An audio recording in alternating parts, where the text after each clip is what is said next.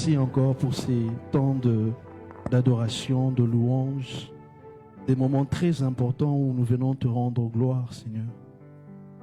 Oui, comme on a dit, Seigneur, dans cette chanson, oui, fais de moi ce que tu voudras, Seigneur. Façonne-nous par ta parole encore en ce matin, Seigneur. Façonne-nous par ta parole chaque jour, afin qu'on arrive à la stature parfaite, celle du Christ Jésus. Merci, Seigneur, parce que tu vas nous parler, tu vas parler à moi, tu vas parler à mes frères aussi et mes sœurs. Que ton nom soit glorifié au nom de Jésus. Amen. Est-ce qu'on peut acclamer pour le Seigneur? On reprend place.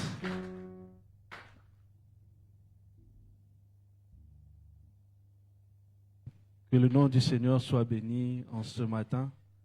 Je suis encore très heureux, très content de vous voir aussi, en fait. Et c'est un plaisir. Et tout ça, c'est la grâce divine. C'est le Seigneur qui nous a sauvés. C'est le Seigneur qui a fait en sorte que nous puissions quitter du monde à lui. Que le nom du Seigneur soit béni. Comme la modératrice l'a si bien dit, on continue avec le thème, mais le thème ne s'arrêtera jamais, puisque le thème, il est très important. Vous remarquerez aussi que lorsqu'on a parlé du Saint-Esprit, on s'est rendu compte que le Saint-Esprit, il est tellement important qu'on ne peut pas se limiter à parler de lui qu'au mois de mai. Et donc, le thème du cœur aussi, c'est très important. Amen. On va rapidement passer au sous-thème de ce matin. Le sous-thème, c'est le cœur de l'homme, une terre, un champ. Le cœur de l'homme, une terre, un champ. On comprend le thème, non? C'est simple, non? On va parler de l'agriculture, on va parler du maïs, on va parler de quoi? De la mangue. Que le nom du Seigneur soit béni. Rapidement, on va lire 3 textes, 3 portions des Écritures. Et je nous invite à nous lever, à tenir debout pour recevoir la parole de Dieu. La première portion des Écritures se trouve dans Marc, chapitre 4, le verset 3 au verset 9. C'est la parabole du semeur. On connaît tous la parabole du semeur. Bon, tous entre guillemets. On va lire dans la version semeur. La Bible dit: écoutez, un semeur sortit pour semer. Or, comme il répandait sa semence, des grains tombèrent au bord du chemin. Les oiseaux vinrent et les mangèrent. C'est 5. D'autres tombèrent sur un sol rocailleux et, ne trouvant qu'une mince couche de terre, ils levèrent rapidement parce que la terre sur laquelle ils étaient tombés n'était pas profonde. Verset 6. Mais quand le soleil monta dans le ciel, les petites plantes furent vite brûlées et, comme ils n'avaient pas pris racine, ils séchèrent. D'autres grains tombèrent parmi les ronces. Celles-ci grandirent et étouffèrent les jeunes pousses, si bien qu'elles ne produisirent pas de fruits. D'autres encore tombèrent dans la bonne terre et donnèrent des épis qui poussèrent et se développèrent jusqu'à maturité, produisant l'un 30 grains, un autre 60, un autre 100. Verset 9, Jésus ajouta que celui qui a des oreilles pour entendre, il entende. Amen. Deuxième portion des Écritures, Marc, le chapitre 7. Marc, le chapitre 7, le verset 21 au verset 23.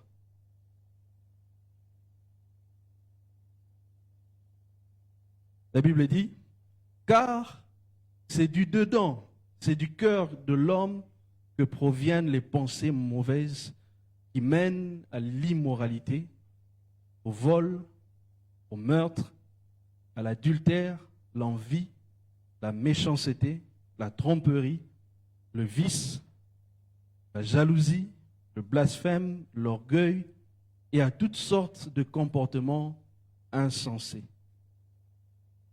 Tout ce mal sort du dedans et rend l'homme impur. Amen. Troisième portion des Écritures. Proverbe, le chapitre 24, le verset 30 au verset 34. Cette fois-ci dans la version Second 21. Le sage va dire, je suis passé près du champ d'un paresseux. Écoutons bien ce proverbe. Je suis passé près du champ d'un paresseux, près de la vigne d'un homme dépourvu de bon sens. 31. Les épines y poussaient partout. Les ronces couvraient le sol et son mur de pierre était écroulé. J'ai regardé bien attentivement et j'ai tiré instruction de ce que j'ai vu. Tu veux somnoler un peu, te reposer encore, juste croiser les mains pour dormir. Voilà que la pauvreté te surprend comme un rôdeur et la misère comme un homme armé. Amen. On peut prendre place. Le sage, il est très intelligent, hein, vous voyez. Hein? Ça nous rappelle encore la notion de veiller. Il ne faut pas croiser les bras et se dire que bon, je peux juste regarder deux épisodes. Je lance déjà l'affaire, hein? Deux épisodes, puisqu'il y a des séries. Ah, je ferme la parenthèse, je vais revenir dessus. Dieu est le créateur de toutes choses, n'est-ce pas? On est d'accord? Dieu est le créateur de toutes choses. Il faut savoir que lorsqu'on veut créer quelque chose, les ingénieurs le savent très bien, lorsqu'on veut créer quelque chose, il y a différentes phases par lesquelles on va passer. Mais il y a une phase très importante, ce qu'on appelle la phase de la conception. Amen. La phase de la conception. C'est une phase où on a l'idée dans la tête. On sait ce qu'on veut concevoir. Même les entrepreneurs le savent très bien aussi. On sait ce qu'on veut concevoir. L'idée est dans la tête, mais on va le mettre peut-être sur papier. On va essayer de comprendre comment la chose va fonctionner, de choisir les moyens technologiques. Et il y a une analyse très importante, et souvent les ingénieurs font ce qu'on appelle l'analyse fonctionnelle. C'est pour déterminer la fonction principale du système et les fonctions secondaires. Je donne un exemple. Quelle est la fonction principale du véhicule? C'est se déplacer. Le véhicule sert juste à déplacer quelqu'un d'un point A vers un point B. C'est ça la fonction principale. Donc, toutes les solutions technologiques qu'on va mettre en place, c'est pour satisfaire à cette solution-là. Mais le véhicule n'a pas que cette fonction. Il y a plusieurs fonctions. Il y a par exemple la climatisation, vous avez le fait de pouvoir faire baisser les vitres, faire lever les vitres, vous avez la radio, vous avez peut-être même Internet, vous pouvez même appeler dans certains véhicules. Vous voyez, mais la fonction principale, si elle n'est pas là, le véhicule ne sert à rien. Comprenez avec moi que les solutions technologiques, c'est-à-dire les composants, les pièces qu'on va choisir, tout ça là, c'est pour satisfaire à cette fonction principale ou bien les fonctions secondaires. C'est la même chose. Dieu, lorsqu'il va créer, il va choisir certaines solutions. On est avec moi? Amen. Il va choisir certaines fonctions, certaines solutions pour créer les choses. Mais il se base surtout sur la fonction. La fonction, il y a plusieurs fonctions. Fonction principale, fonction secondaire. Mais le plus important, c'est le fonctionnement de la chose. Comprendre le fonctionnement de la chose. Je reviens avec l'analogie avec les ingénieurs. Vous verrez que les ingénieurs ne vont pas vous dire de quoi est composé le véhicule à l'intérieur. Ils vont vous dire juste que si vous voulez démarrer la voiture, qu'est-ce qu'on fait? On prend la clé de contact, et puis on démarre. Et certains véhicules modernes, il n'y a même plus de clé de contact. Il y a juste le bouton engine. Hein, engine qui signifie moteur. Vous appuyez juste le bouton et puis le moteur démarre. Et vous comprendrez que parfois vous n'avez pas besoin de comprendre. Lorsque vous appuyez ce bouton-là, qu'est-ce qui se passe à l'intérieur là? Vous n'êtes pas obligé de comprendre. Mais vous êtes obligé de comprendre le fonctionnement pour savoir comment utiliser la chose. On est d'accord avec moi. Mais en tant qu'ingénieur, les ingénieurs vont vous dire que non, lorsque vous démarrez avec la clé de contact, permet un circuit. Un circuit composé de la batterie, du moteur électrique qui va entraîner le volant moteur, qui lui va entraîner les pistons. beaucoup de choses. Je ne vais pas entrer là-dedans, sinon je vais perdre plusieurs personnes. Amen. Mais le plus important, c'est le fonctionnement de la chose. Et Dieu a créé les choses visibles, d'une part, et les choses aussi invisibles. Les choses invisibles, il les a créées invisibles pour nous. Oui, c'est vrai qu'on ne les voit pas, mais il veut que nous puissions comprendre ce que j'ai dit, le fonctionnement de la chose. Et pour nous enseigner le fonctionnement des choses invisibles, Dieu va utiliser ce qu'on appelle des analogies. Puisque tout ce qui est visible vient de l'invisible. Il va utiliser des analogies. Il va vous prendre par exemple, comme on va le voir avec le cœur, avec la parabole du semeur. Il explique le fonctionnement du cœur comme la terre fonctionne. Donc ça veut dire que le cœur est capable de pouvoir emmagasiner des choses et que ces choses puissent produire d'autres choses. On comprend? C'est le principe qui est le plus important. Le plus important, ce n'est pas encore la composition. Regardez à l'homme intérieur, de quoi il est formé. Le plus important, ce n'est pas encore ça. C'est juste le fonctionnement pour que nous puissions bien interagir avec ces choses. C'est ça le plus important.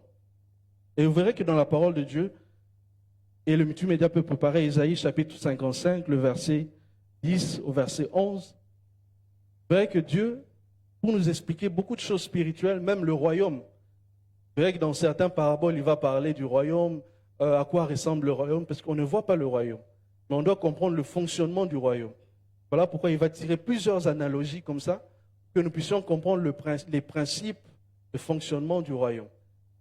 Et c'est aussi de même avec la parole de Dieu. La parole de Dieu, il compare la parole à la nourriture. Il compare la parole à l'eau. Il compare la parole à plusieurs choses.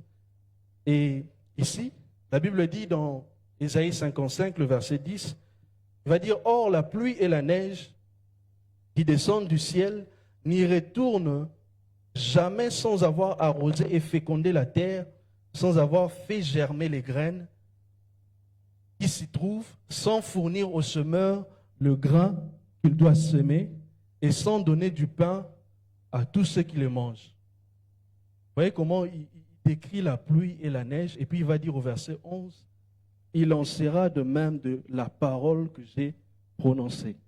Elle ne reviendra jamais vers moi à vide, sans avoir accompli ce que je désirais et sans avoir atteint le but que je lui ai fixé. » Donc, il fait cette analogie pour que nous puissions comprendre comment la parole fonctionne. La parole fonctionne comme la pluie et la neige. Donc, ça veut dire que la parole, si on revient au verset 10, il va dire qu'est-ce que la parole fait? La parole, remplaçons la pluie et la neige par la parole. Hein? La parole de Dieu qui descend du ciel n'y retourne jamais sans avoir fait quoi? Arroser. Ça veut dire que la parole de Dieu arrose. Ça arrose. La parole de Dieu fait quoi? Féconde la terre, la graine. La parole de Dieu fait quoi? Fait germer les graines. La même parole n'est pas qu'une graine, mais cette parole peut arroser même les graines qui sont déjà dans nos cœurs. Cette parole peut faire germer les graines, faire pousser les graines qui sont déjà dans nos cœurs. Et puis il va dire quoi? Sans fournir au semeur le grain, puisque quand il y aura le fruit, il y aura encore des grains, ça va se multiplier. Il a dit dans la parabole du semeur que d'autres ont produit 60, 30 et puis 100. Sans avoir fourni au semeur le grain qu'il doit s'aimer et sans donner du pain, tous ceux qui le mangent. La parole aussi, il avait dit, c'est la nourriture. L'homme ne vivra pas du pain seulement, la parole de Dieu. Amen. Donc ce sont ces analogies qui nous permettent de comprendre le fonctionnement de l'invisible et de pouvoir savoir comment interagir avec ces choses. Et par là, nous comprendrons que le cœur de l'homme étant aussi invisible, Dieu va donner des analogies pour comprendre le cœur, le fonctionnement du cœur de l'homme. Et il va dire, rappelons-nous, il va dire, si tu veux prier, entre dans le lieu secret. Donc il compare le cœur parfois comme une chambre. Seul toi-même tu es à l'intérieur, mais Dieu aussi est là. Le diable n'a pas accès à ton cœur. Il peut déposer des pensées, il peut déposer des images, mais il n'a pas droit d'entrer là-bas. Une chambre, c'est le lieu secret. Comme ça qu'il nous fait comprendre le cœur. Il y a encore autre chose, il va dire, le cœur se trouvera toujours là où est ton trésor. Simplement, il veut dire quoi? Il veut dire quoi? Ton cœur, ton être intérieur sera toujours porté vers les choses qui sont les plus importantes pour toi. Ce que tu considères comme ton trésor, c'est là où ton cœur sera porté. Si c'est le garçon là, ton cœur sera porté vers ce garçon. Si c'est cette femme, ton cœur sera porté vers cette femme. Et elle peut balloter ton cœur comme ça. Aujourd'hui, vous êtes ensemble, demain, vous n'êtes plus ensemble. Il faut faire attention. Voilà pourquoi la Bible va dire que fais de l'Éternel délice. Celui qui doit être ton trésor, c'est Dieu. C'est Dieu qui doit être ton trésor. Jésus pouvait le dire. Non, ce n'est pas Jésus, c'est Paul qui va le dire dans le livre de Colossiens. Il va dire que c'est en lui qu'on trouve tous les trésors de la science, de la sagesse.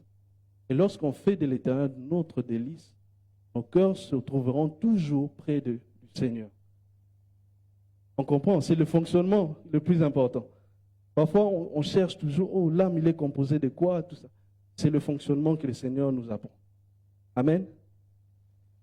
Et ce matin, le cœur, on va plus se concentrer sur le fonctionnement du cœur comme une terre, comme un champ. Comment ce principe, on peut vivre cela? Parce que c'est réel. Tout ce que nous voyons, tout ce que nous entendons, sont comme des graines qui entrent dans notre cœur, qui sont sémées et qui portent du fruit. Vous voyez la deuxième portion des Écritures, il a dit que toutes les choses mauvaises viennent du cœur. Si ça naît là-bas dans le cœur, c'est qu'il y a eu une sémence. Et il suffit maintenant d'étudier d'où proviennent ces sémences-là, comment le contrecarrer. Et on a la victoire. Amen. Donc, 3 choses à faire pour veiller sur son cœur en tant que terre et champ. Il s'agit de veiller sur son cœur, mais aujourd'hui, on va plus regarder le cœur comme une terre, comme un champ, et on va essayer de voir comment on peut veiller sur ce cœur-là, tout ce fonctionnement-là. On comprend? 3 choses à faire. C'est ça le corps du message. Ce sont les 3 choses. Alors, la première des choses, je sais qu'il fait peut-être chaud, hein, on est un peu fatigué et tout. Mais soyons concentrés, ça va aller. Le Congo est qualifié. Donc, donc par là, je suis quelle joie. Donc, je ne sais pas, hein, si vous n'êtes pas mondialiste, que le Seigneur vous fortifie. Mais bon, c'est la grâce. On croit que prochainement, il y aura aussi le Gabon, il y aura le Cameroun, hein, le Nigeria et tout. Mais bon, que le Seigneur nous fasse grâce. Le plus important, c'est le royaume des cieux, ce n'est pas le football. Hein. Puisque dans mon pays, vous voyez, il y a des gens qui font les buzz, il y a des prophéties. Donc, je n'entre pas dans les détails. Donc, 3 choses à faire pour veiller sur son cœur en tant que terre et champ. Première des choses, nous devons veiller à ce que nos cœurs soient toujours fertiles pour la parole de Dieu et toute bonne chose. Veillez à ce que nos cœurs, c'est la première des choses, veillez à ce que ton cœur soit toujours fertile. Parce que parfois le cœur, il change. Hein? La Bible a dit que Dieu, on a chanté ça, Dieu il est le même. Mais nous, nos cœurs là, tu vas voir quelqu'un aujourd'hui, il te dit, oh, je ne vais pas entrer dans ce domaine. Oh, les jeunes vont beaucoup se retrouver. Quelqu'un te dit, je t'aime aujourd'hui, demain il te dit, je te déteste. Vous voyez le cœur, hein? On avait le Goumen Gospel. Quelqu'un te dit, tu es ma best, tu es mon meilleur ami. Bon, comment on dit ça? Terme de jeunes. Tu es ma bestie. Et puis demain, vous avez un problème comme ça, le cœur il switch. Celle-là, vraiment, il m'a fait du mal. Une mauvaise fille. C'est fille, hein? Souvent, nous les hommes, on n'a pas trop de problèmes. Nous les hommes, on parle beaucoup de matchs, hein, on parle beaucoup de paris sportifs. Hein. Il y a des gens aussi qui parient ici. Des gens qui parient, pitié. Gens, bon, dans mon pays, il y a des gens qui parient. Ce qu'ils font maintenant, ils suivent les prophètes. Quand les prophètes donnent le pronostic du match, ils misent l'argent. Et il y avait un prophète qui avait dit que non, moi, le deuxième match, on devait gagner contre la Colombie 3-1. 3-1. Il y a des gens qui ont misé des sommes, ils ont perdu. Mais on a gagné 3-1 cette nuit. Le problème, c'est que c'est le prophète qui avait mal vu ou bien. Mais bon, trêve de parole, nous devons veiller à ce que nos cœurs soient toujours fertiles par rapport à la parole de Dieu. Dans Marc chapitre 4, le verset 13 au verset 20, la Bible va nous dire, Marc chapitre 4, verset 13 au verset 20, la Bible dit, puis il leur dit, vous ne comprenez pas cette parabole. Comment alors comprendrez-vous les autres? Verset 14, le semeur, c'est lui qui sème la parole. Ça, c'est Jésus qui explique. Parfois, quand Jésus explique, on prend seulement tel qu'il a dit, on essaye de comprendre ce qu'il a dit. C'est celui qui sème la parole. Verset 15, certains hommes se trouvent au bord du chemin où la parole a été sémée. À peine l'ont-ils entendu que Satan vient arracher la parole qui a été sémée en eux. Et quelque part, il va dire que, puisque la parabole du semeur se trouve peut-être dans les 3 évangiles, mais quelque part, il va dire que ce premier type de cœur sont des personnes qui n'ont pas compris la parole de Dieu. Donc, ça veut dire quoi? La première des choses, il faut comprendre la parole. Comprendre la parole, ce n'est pas comprendre juste avec la tête. Comprendre avec le cœur. Vous savez que dans 2 Corinthiens 3, Paul va dire quelque chose de très important. Il va dire que lorsqu'on n'est pas en Christ, je vais paraphraser, lorsqu'on n'est pas en Christ, c'est comme si on avait un voile, c'est comme si on était voilé. Toutes les choses spirituelles, on n'arrive pas à comprendre. Mais en Christ, le voile est ôté. On commence à voir les choses réellement. Rappelons-nous des disciples d'Emmaüs. Ils marchaient avec Jésus, mais ils ne pouvaient pas reconnaître Jésus. Parce qu'ils étaient un peu voilés spirituellement. Et lorsque Jésus a fractionné le pain, il a donné la Sainte Seine, on a vu que leurs yeux intérieurs furent ouverts. L'intelligence fut ouverte. On va lire Éphésiens chapitre 1, le verset 18, ensuite Colossiens chapitre 2, le verset 2. Éphésiens chapitre 1, le verset 18.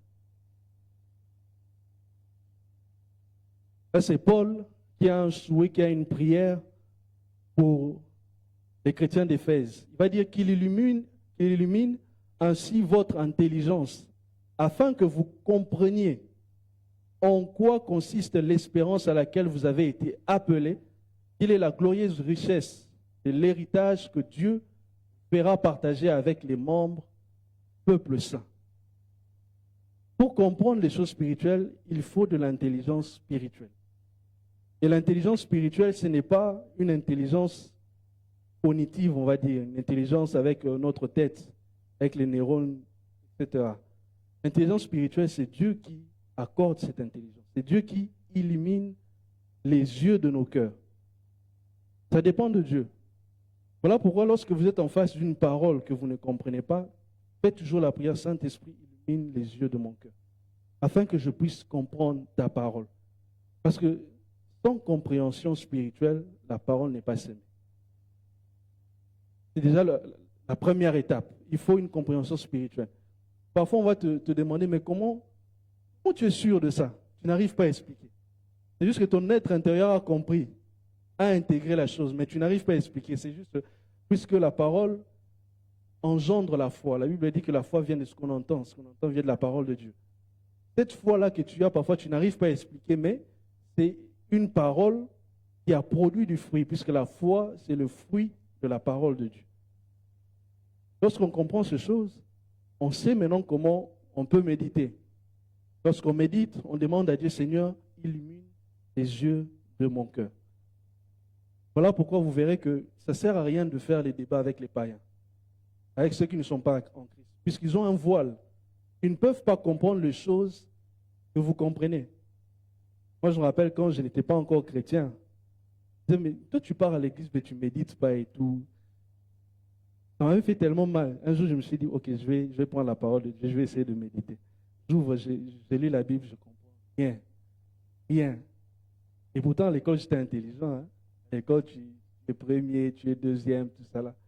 Quand tu regardes la parole de Dieu, on t'explique des choses que tu n'arrives pas à comprendre. Pourquoi? Parce que ça recueille de l'intelligence spirituelle. Vous verrez que même les scientifiques de ce monde n'arrivent pas à comprendre même la croix. Comment vous expliquez la croix? Qu'est-ce qui vous fait croire à la croix? C'est de la folie. Il faut une intelligence spirituelle et c'est Dieu qui ouvre, qui ôte ce voile.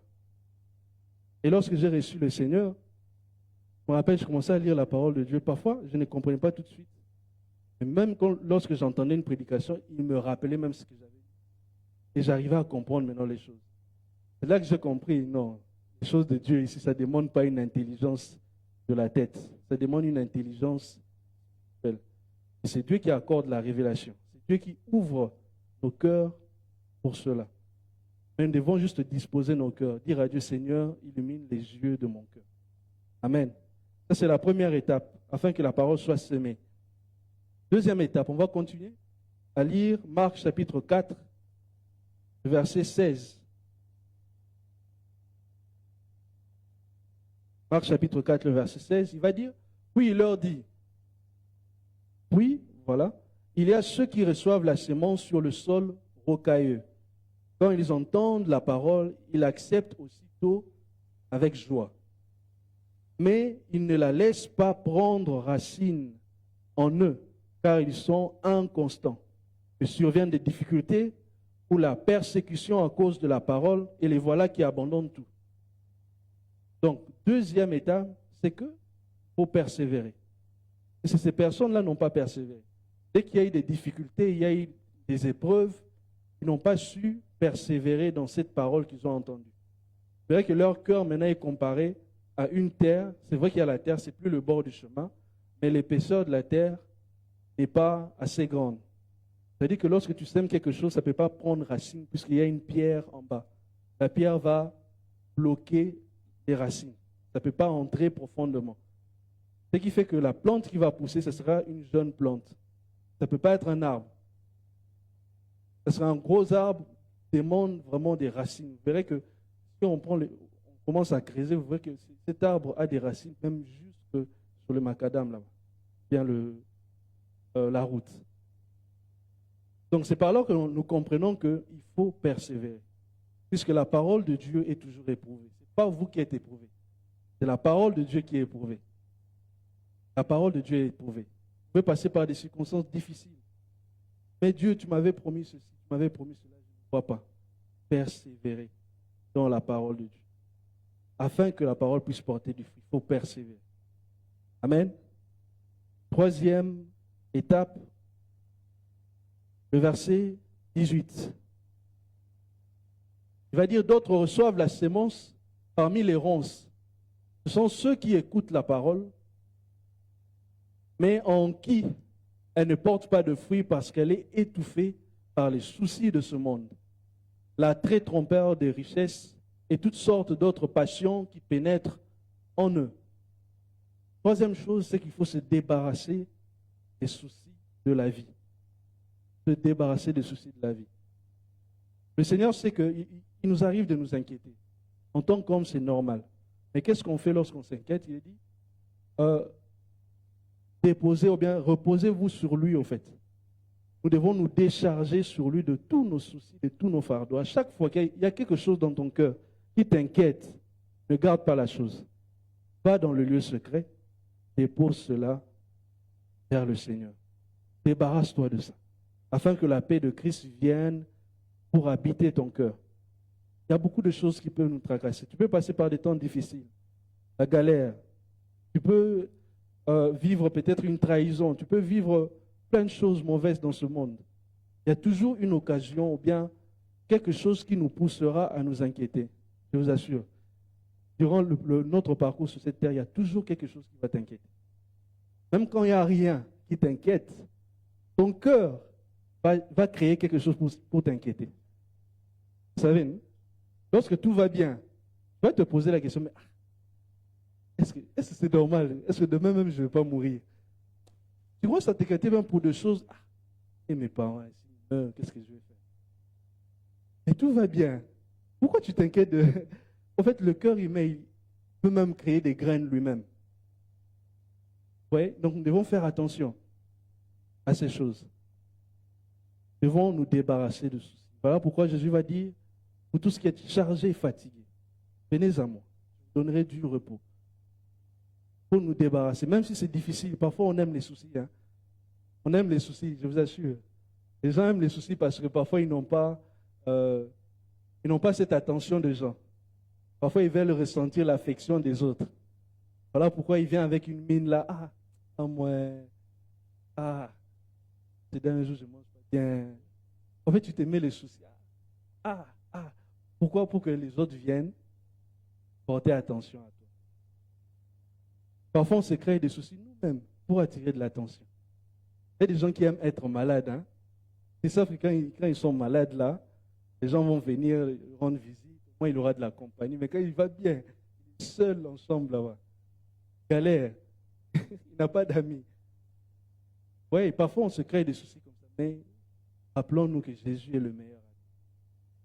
Jésus est le meilleur ami. Même si on ne le voit pas, il est capable de nous combler au-delà même des personnes que nous pouvons voir. Il est capable de le faire. Paul pouvait dire que vous trouvez tout pleinement en lui, tout ce dont vous avez besoin. Il n'y a rien que tu puisses avoir besoin que tu ne peux pas trouver en Jésus. Tout ce que ton mari peut te donner, tu le trouves en Jésus. Tout ce que ta femme peut te donner, tu le trouves en Jésus. Tout ce que tes parents peuvent donner, se trouve en Jésus. Amen. Donc vivons dans cette confiance pour que la parole de Dieu puisse pousser dans nos cœurs.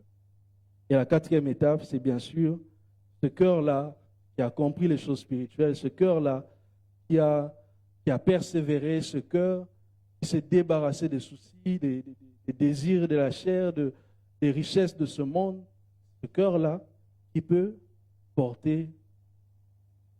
C'est comme ça que nous devons veiller à nos cœurs. Donc veiller à ce que nous puissions comprendre la parole, veiller à ce que nous puissions persévérer, veiller à se débarrasser des soucis. Même quand le cœur crée les soucis. Et quatrièmement, être cette bonne terre maintenant où la parole de Dieu va porter du fruit. Amen. Ça, c'était la bonne sémence. La bonne sémence, c'est la parole de Dieu. Comme on l'a dit, le cœur doit être fertile par rapport à la bonne sémence. Qu'en est-il maintenant de la mauvaise sémence? Rappelons-nous, hein, il y a une parabole où Jésus va dire que le Père a planté, mais l'ennemi aussi est venu planter. Dans Matthieu, chapitre 15, verset 13, si le multimédia peut projeter ce texte, Matthieu, chapitre 15, verset 13, je pense aussi, la sœur Delvine l'a dit, que toutes plantes qui ont été plantées, qui n'ont pas été plantées par le Père, sera arrachée. Il va dire, bon, je l'ai dit, hein, c'est mieux qu'on lise. Il répondit, toute plante que mon Père céleste n'a pas lui-même plantée sera arrachée. Ça veut dire que dans nos cœurs, il y a des choses aussi qui peuvent être plantées. Ce n'est pas la parole de Dieu, c'est une autre sémence. Voilà pourquoi ça nous conduit à la deuxième chose. La deuxième chose, c'est que nous devons veiller au type de sémence que nous laissons entrer dans nos cœurs. Rappelons-nous le proverbe qu'on a lu. On dit que ce monsieur-là, c'est comme s'il ne veillait même pas, il ne travaillait pas, il ne regardait même pas le champ. Le mur s'est écroulé. Le mur, c'est comme la barrière. Le mur s'est écroulé, il y a eu des mauvaises plantes qui ont poussé. Parfois, on ne veille pas sur nos cœurs par rapport aux mauvaises sémences. On laisse tout entrer.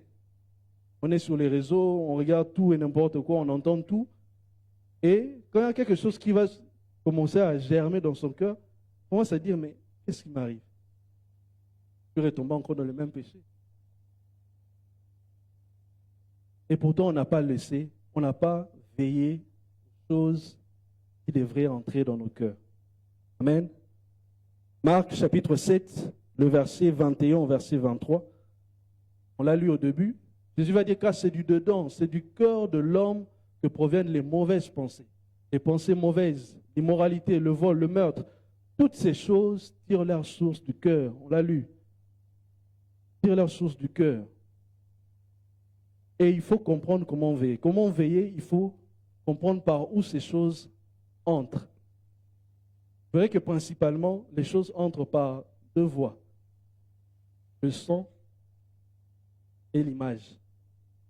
Parce que dans nos cœurs, les pensées de nos cœurs, ce sont les paroles. À l'intérieur de nous, on parle. comme on est là, c'est moi qui parle, mais beaucoup de gens à l'intérieur parlent. Certains sont en train de dire comment je vais faire pour demain. Le taxi, comment je vais payer. Certains sont en train de dire, ah, je dois appeler ma grande sœur ce soir. Tout ça, ça se passe dans les cœurs pendant qu'on est en train de prêcher. Ça veut dire qu'on parle à l'intérieur de nous. Certains ont des images dans leur pensée. Ils pensent à autre chose. Et même lorsqu'on parle de la parole, ils s'imaginent la terre là. On a parlé de la parabole du semeur. Il y a des gens qui se sont fait déjà une image de cette terre. Ils voient comment la personne vient avec la graine. Ça tombe ici, ça tombe là-bas. Vous voyez un peu? C'est comme ça que notre cœur fonctionne. Les pensées fonctionnent avec les paroles et puis les images. Et vous verrez que les deux principaux canaux par lesquels la sémence peut entrer sont nos oreilles puis nos yeux.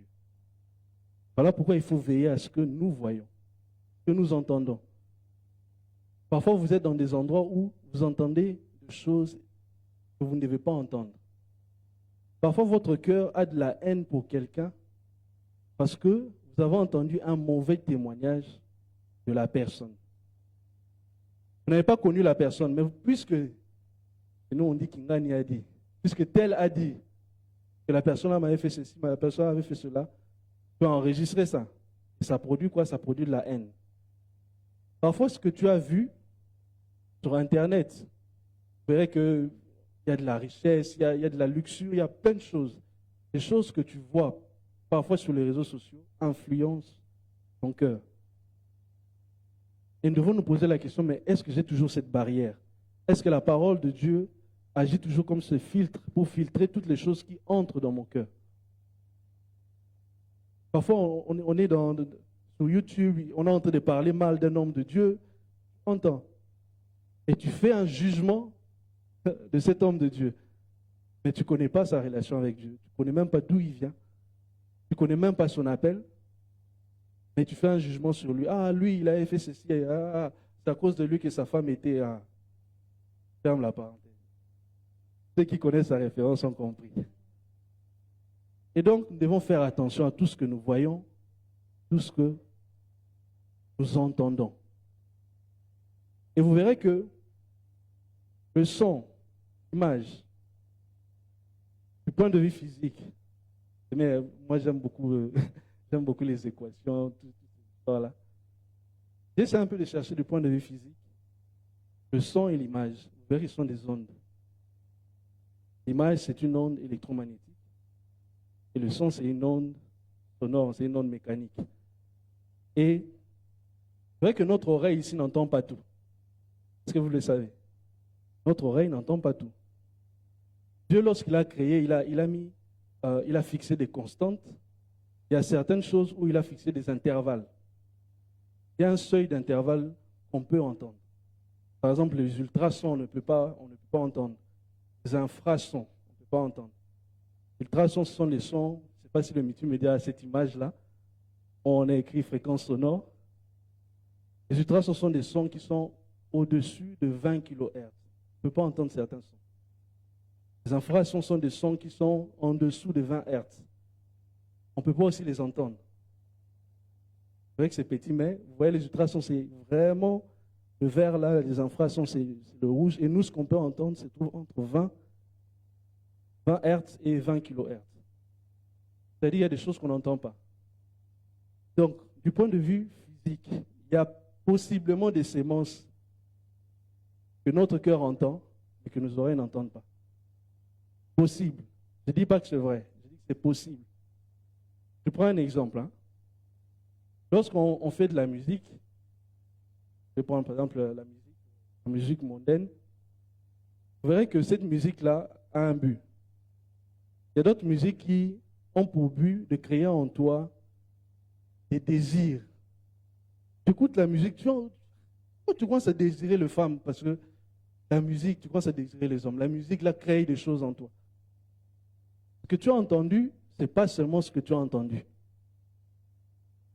Il est possible qu'avec les machines aujourd'hui, les machines peuvent aller même jusque dans les infrasons, dans les ultrasons. Rappelons-nous, lorsqu'on fait l'échographie, on va le voir avec les ondes électromagnétiques. c'est qu'on utilise ce qu'on appelle des rayons X. Ce sont des ondes qu'on ne voit pas. Nous, ce qu'on voit, c'est la lumière. Il y a des ondes, par exemple, ici, vous avez Internet, vous avez Wi-Fi, tout ça là. Il y a des ondes qui traversent ici, vous ne voyez pas. Ce sont des choses qui existent. Mais on peut utiliser ces choses-là pour voir l'image du bébé à l'intérieur. Vous voyez qu'avec la machine, c'est possible d'aller dans ces limites-là. Je reviens à la musique. Donc, il est possible qu'on vous mette une musique et que à l'intérieur de cette musique, il y a des incantations. Je ne sais pas si vous me comprenez. Il y a des incantations dans la musique. On invoque peut-être un démon. J'ai dit que c'est possible. Je n'ai pas entendu ça. Mais lorsque je préparais, le Seigneur me mettait ça à cœur. Il est possible qu'il y ait des incantations dans certaines musiques, mais dont les fréquences ne se trouvent pas dans le seuil que nous entendons. Peut-être dans les infrasons, dans les ultrasons, mais c'est dans la musique qui joue là. Toi, tu entends, il parle de ceci, il parle de son histoire, tout ça là, mais derrière ça, il y a aussi d'autres fréquences, mais toi, tu n'entends pas. Et dans ces fréquences-là, on invoque peut-être que tu sois possédé par tel démon. Voilà pourquoi quand on dit arrêtez la musique mondaine, les gens disent que non, qu'est-ce qu'il a dit? Non, ce n'est pas tout ce que vous entendez que vous entendez. Ce n'est pas tout ce que vous entendez que vous entendez dans les oreilles. Il y a des choses que le cœur entend, les oreilles n'entendent pas. La preuve, Dieu nous parle. Il nous parle à l'intérieur. Dans quelle fréquence il est? Ça, c'est la question qu'on doit se poser. Dans quelle fréquence Dieu se trouve? Et il nous parle. On dit non, le Seigneur m'a convaincu. Tu as entendu Dieu comment? Donc il y a des choses qui existent que nous n'entendons pas. Il y a des choses qui existent que nous ne voyons pas. On peut passer à l'autre image. Donc on peut faire le même raisonnement pour ce qu'on appelle le spectre électromagnétique. C'est le même raisonnement. Nous, tout ce qu'on voit, c'est, vous voyez la barre là, on a mis le bleu, les couleurs là. Tout ce qu'on voit se trouve seulement sur cette partie-là. Tout ce qui est au-delà, en dessous, au-dessus, vous ne voyez pas. Il y a les ondes radio, il y a les rayons X, il y a les ultraviolets. On vous dit non, le réchauffement climatique, il y a les ultraviolets, ceci, on ne voit pas ça. Mais il y a des images qu'on voit, nous on voit la couleur, on voit rouge, on voit blanc, on voit noir, on voit... Ce sont aussi des ondes. Comprenez que même les images que nous regardons, parfois nos yeux à l'intérieur voient d'autres choses que nos yeux physiques ne voient pas. Donc voilà pourquoi il faut faire attention aussi à ce que nous regardons. Rappelons-nous, on peut enlever ça, peut-être ça traumatise. L'école, ça traumatise. Je connais une soeur là qui me dit, l'école m'embête. Pourquoi l'école t'embête? Les examens, tout ça là. Parfois, le Seigneur utilise l'école pour que nous puissions comprendre certaines choses de la Bible. Maintenant, il y a un exemple biblique de ce qu'on vient de décrire. L'homme selon le cœur de Dieu. C'est-à-dire que le cœur, c'est selon le cœur de Dieu. Cet homme-là tombe dans l'adultère.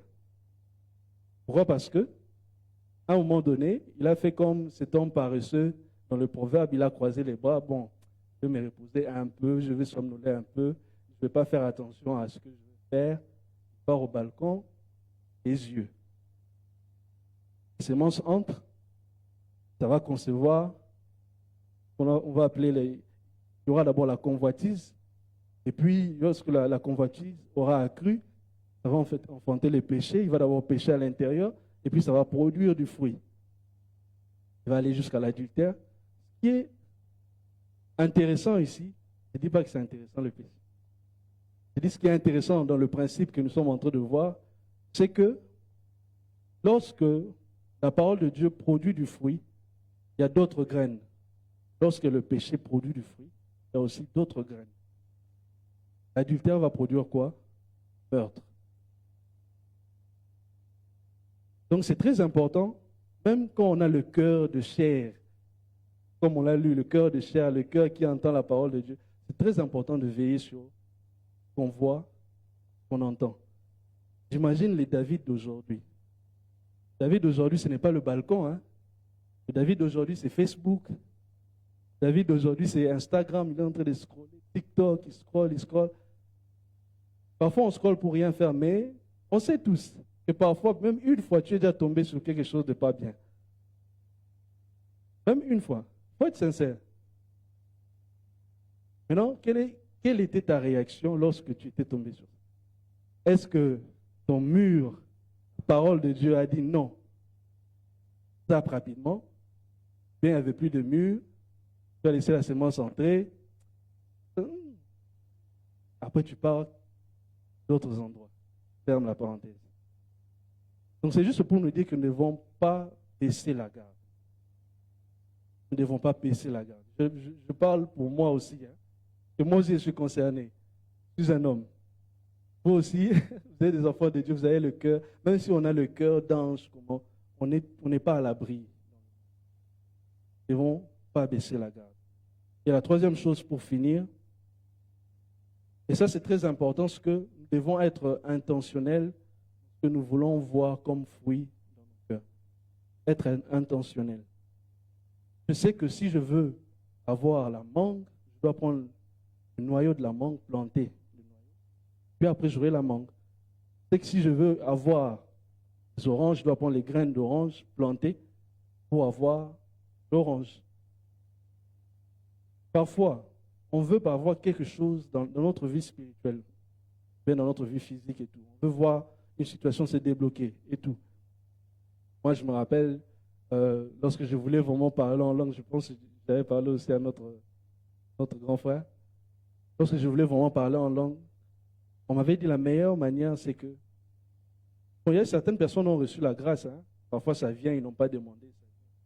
Certaines personnes, il faut voir la foi, pas chercher. Et vous verrez que pour arriver là-bas, ça commence à partir de la parole. Puisque pour que cette foi-là puisse naître, ça commence à partir de la parole. Marc chapitre 16, il a dit voici les miracles qui accompagneront tous ceux qui ont cru. Il a dit tous ceux qui ont cru. Quand dans ta tête, tu t'aimais, tu te dis que non, c'est pour les pasteurs, c'est pour certaines personnes, tu ne vas pas vivre la chose. Tu dois prendre la parole telle qu'il a dit. Plante la parole dans ton cœur. Persévère dans la parole comme on l'a dit. Tu enlèves les soucis, les inquiétudes, les doutes. Tu enlèves. Arrose cette parole par la parole encore. On dit que la parole arrose la parole fait germer la parole fait produire du fruit à la parole. C'est quand tu appliques tout ça et tu persévères, tu entends les enseignements, les bons enseignements, pas les hérésies, les bons enseignements sur ça. Et tu verras ensuite qu'à un moment donné, ça va porter du fruit. Et je me rappelle un jour là, j'avais tellement accumulé de la parole de Dieu. Et je pense que j'étais à Tétouane, c'était avec, j'ai oublié le nom du pasteur. Mais bon, il y avait un pasteur qui venait de Fès, l'ancien pasteur de Fès. Non. Vous allez me rappeler le nom. Non, pas pasteur là, avant le pasteur l'avant. Abdel, exactement. Le pasteur Abdel, il était venu faire un séminaire de Pentecôte, je pense 2023 ou bien, oui, 2023. Séminaire de Pentecôte, il avait tellement parlé sur comment on doit recevoir les choses de Dieu. Parfois, il dit que le problème, ce n'est pas que Dieu ne donne pas. Le problème, c'est la façon dont nous recevons la chose. Il a expliqué plein de principes et tout. J'ai dit, ah bon? Et je pense que c'était ça la clé. Puisque dans mes songes, je voyais déjà que je parlais en langue dans mes songes. Mais extérieurement, comme ça, c'est comme s'il y avait quelque chose qui bloquait. Et là, je suis parti dans ma chambre, je dis, Seigneur, aujourd'hui, je vais parler. J'ai déjà reçu ça, je l'accepte, j'ai déjà reçu. Quand la parole est venue. Et puis, je vais dire, Seigneur, j'ouvre ma bouche. Puisque j'avais aussi entendu que non, ce n'est pas le Saint-Esprit qui parle à ta place. C'est parler en langue, c'est toi qui dois parler. Ce n'est pas le Saint-Esprit qui parle à ta place. C'est toi qui ouvres ta bouche et ensuite lui met des paroles dans ta bouche. Seigneur, je parle. Je commence à parler, je disais n'importe quoi. N'importe quoi. Au bout de 8 secondes, il a pris le relais. Ça coulait, ça coulait, ça coulait, ça coulait, ça coulait. Les larmes sont descendues. Vous savez, quand vous êtes visité par le Saint-Esprit, c'est tellement émouvant, quoi. Tellement émouvant, c'est tellement émotionnel aussi. Voilà pourquoi les gens aiment beaucoup l'onction. Ils n'aiment pas ça à cause du roi de Dieu, mais ils aiment à cause des émotions que ça procure. Vous voyez, c'est tellement, tu te sens, c'est comme si, waouh, tu es rempli, tu n'as plus besoin de rien dans le monde. Tu veux juste rester là, plus de toi. Et c'est comme ça que ça coulait. Le principe, c'est quoi? Quand tu veux un type de fruit, ça demande un type de sémence. Tu veux un enfant, tu veux un voyage, tu veux n'importe quelle solution. Regarde dans la parole de Dieu, quels sont les types de semences que je veux. On dit que la parole de Dieu, c'est la nourriture. La nourriture, toutes les nourritures n'ont pas les mêmes valeurs nutritionnelles. On est d'accord? Il y a d'autres nourritures qui sont riches en lipides, riches en protéines et tout. Si tu as besoin de protéines, va prendre, je ne sais pas moi, les œufs ou bien les poissons. C'est comme ça aussi avec la parole de Dieu, être intentionnel dans ce qu'on veut voir comme fruit. C'est-à-dire que je veux la guérison, je médite sur la guérison, je regarde toutes les facettes de la parole de Dieu, je me nourris de la parole de Dieu. Je fais tout le travail qu'on a dit de veiller sur la compréhension et je persévère. Vous verrez que ça va porter du fruit. Pourquoi? Parce qu'il a dit sa parole ne rentre sa main vers lui sans pour autant accomplir le but pour lequel il a envoyé sa parole. Le Seigneur bénisse sa parole. Amen.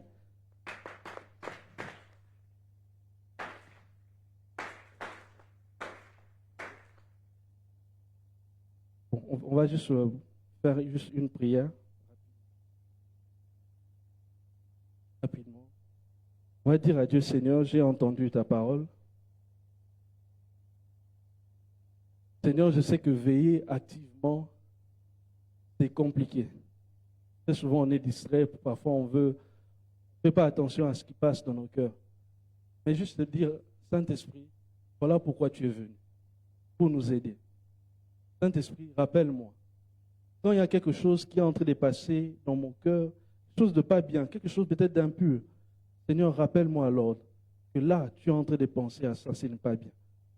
Rappelle-moi à l'ordre. Saint-Esprit, enseigne-moi. Saint-Esprit, oui, faire aussi cette parole. Saint-Esprit, illumine les yeux de mon cœur afin que je comprenne ta parole. Prions le Seigneur. Seigneur, merci pour ta parole. Nous sommes tes enfants. Je voulais dire, Seigneur, que mes brebis entendent ma voix. Rends-nous sensibles à ta voix. Illumine les yeux de nos cœurs, Saint-Esprit, afin que nous puissions comprendre ta parole. Oui, Saint-Esprit, rappelle-nous chaque fois qu'il y a quelque chose de pas bien qui est peut-être entré dans notre cœur, afin que ça ne puisse pas produire du mauvais fruit. Saint-Esprit, aide-moi à me débarrasser de ça. Saint-Esprit, aide-moi à me débarrasser des soucis de la vie.